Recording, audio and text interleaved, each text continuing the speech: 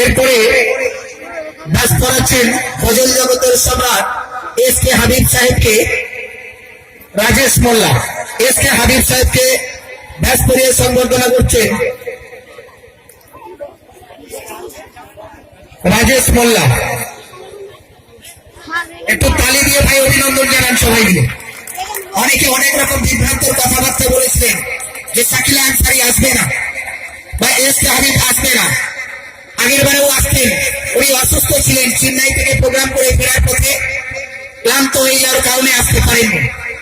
ভাইজান আমরা প্রথমে যখন প্রোগ্রাম করি নিঃস্বার্থে আমাদের টাকা দিয়েছেন রোহিঙ্গাদের সাহায্যের জন্য। এখন এমডি আবুল কালাম তরুণ তুর্কি বর্তমান বাজারে সমস্ত জায়গায় কাঁপিয়ে বেড়াচ্ছেন।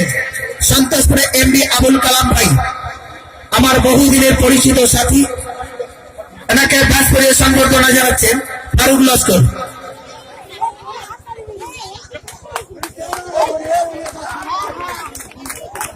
সেই সাথে সাথে আপনাদের সকলের কাছেও একটা আবেদন, মহিলাদের কাছে অনুরোধ করছি আপনারা বসুন।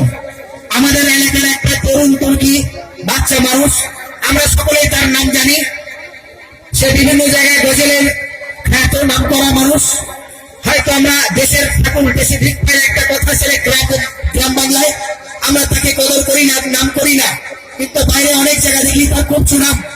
তাই আজকের এই সমস্ত বন্ধু বান্ধব কমিটি এবং আমাদের কমিটির পক্ষ থেকে আমরা এই বাবুর সংবর্ধনা অভিনন্দন জানাই। একে মেহবুবকেও একটা ব্যাস করে সংবর্ধনা দেন। মেহবুব বাচ্চা শিল্পী, খুব ভালো শিল্পী, আমরা সবাই জানি আমাদের এলাকার শিল্পী। আমাদের মধ্যেও আবু বকর মসজিদের প্রেসিডেন্ট মৌলানা মুশফিকুর রহমান সাহেব উপস্থিত আছেন।